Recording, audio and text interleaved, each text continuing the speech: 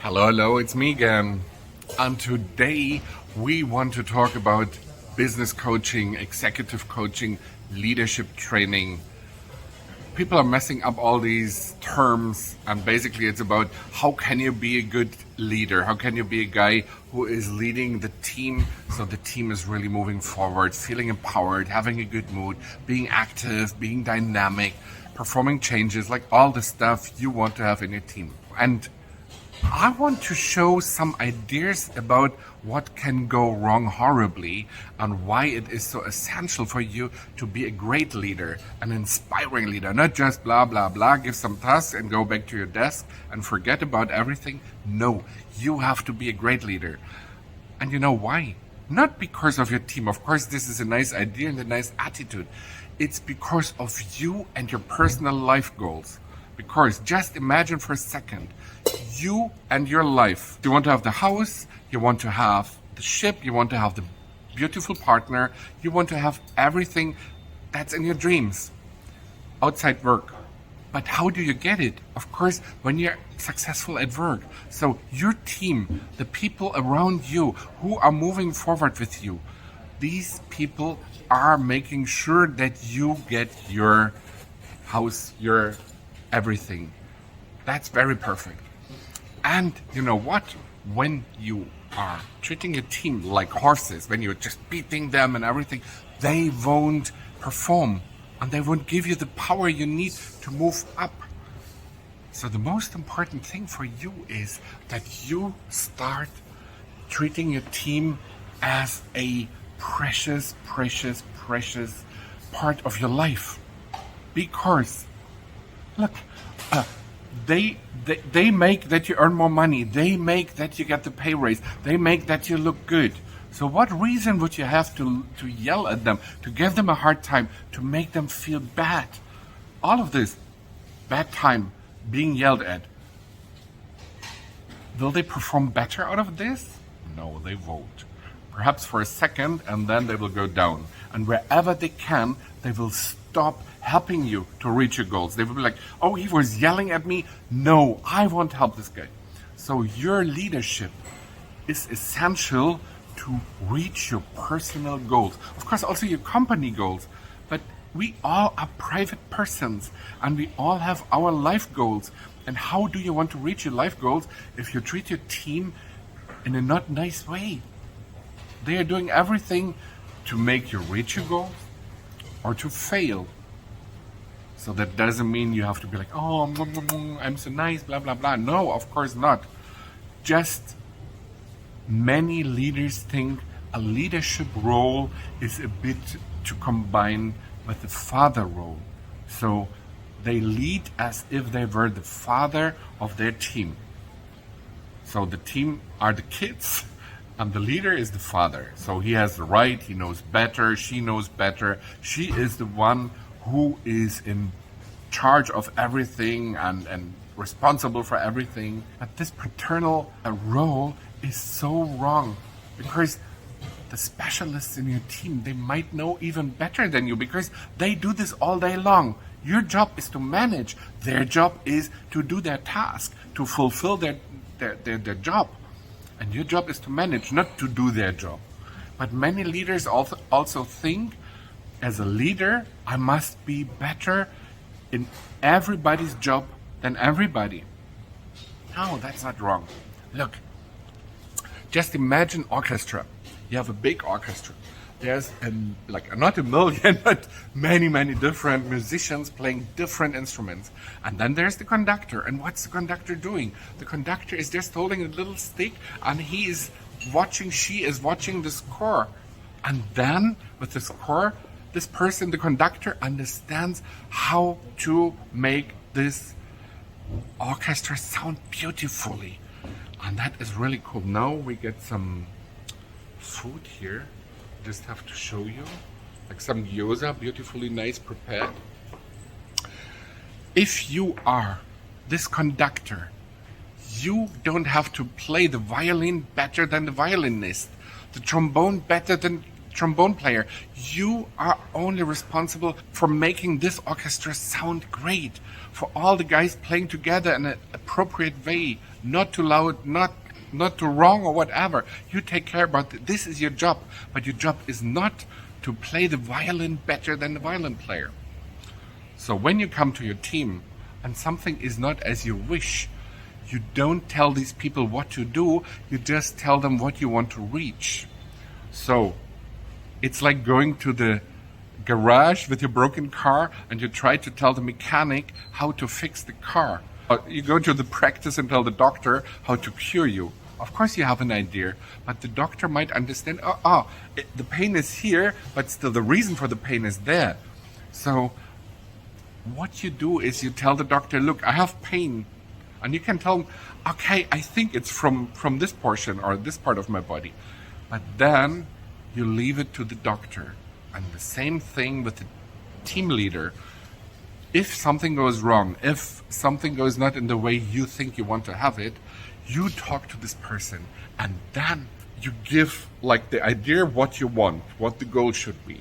And if this person says, this is exactly what I want, but you need to understand, I say red to get green, and the other one understands blue and will deliver yellow. So when I want yellow, I have to start with red. And nobody, it doesn't make sense to anybody, but in the end, I will have yellow. Though you see me saying red in the beginning and you understand that red is wrong. In the end, we are both behind yellow. We want yellow, but this is the way how we get it faster because I tried it 1,000,000 times and I know it will work. You don't know that it works. The employee knows it. So trust your team. Show them that you trust them. Trust is not something like ignorance. I don't care what you do is ignorance. I care what you do, and I'm very much sure that you will do your best to reach the best goals. That is trust. And you go there, and of course you ask questions, and of course you're like, can you, I want to understand. A leader is never scared to ask questions because the idea that you're better in everything than your team is a stupid idea. Out of this reason, it's a stupid idea to think a leader never must ask questions because it makes this person look weak. You as a leader, you only ask questions. That means you show interest in your team. You show interest in the work of your team. You are very much interested in how they do it, why they do it, what they do, if they feel well doing it, if they get along well with each other. This is what you do. And you know what?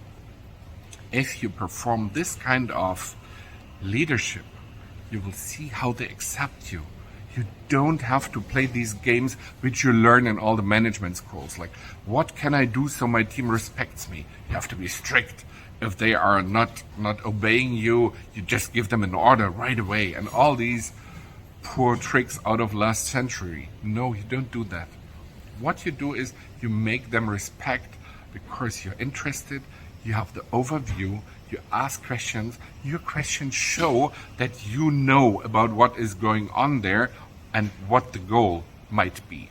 So you make them respect you by the way you handle the topic, you treat your team, and you make them reach their goals. And you know what?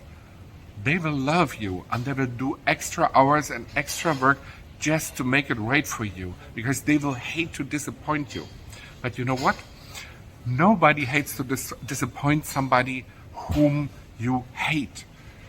If I don't like you, I will not do extra work for you. I will not think at night, how could I make this work? But if I know next morning I go there and this guy will sit next to me, he will empower me, he will be interested in my stuff, I want to give a good picture. So this is what you do as a leader. And you know what I do as a coach, when I work with a leader, I go and I dig for the reasons why you are not performing as you could. I am digging in the personality of you. That sounds horrible. It's just a nice talk sitting somewhere in a hotel lobby, in a restaurant, somewhere where it's beautiful. And we are talking about what makes you move in the right way and what makes you move in a direction which you don't like or your team doesn't like. What makes you angry? What gives you the feeling of not being powerful enough or not being confident enough? And we understand why this is, which situations triggered this. And if we understood what happens, you know, the next step is that we remove it and you come back and you don't feel this pain, you don't feel this shame, you don't feel this pressure anymore. You go there and you say, oh, it's no problem. I ask a question, nothing bad about it. I don't understand something, I ask. Nothing bad about it. My job is not to know everything. My job is to make the system run. And if there's a problem, my job is to make everybody solve the problem, not I have to solve the problem myself. So what you do is you give the team the idea that you're very much interested in their success, not in your success. That's a change of the point of view.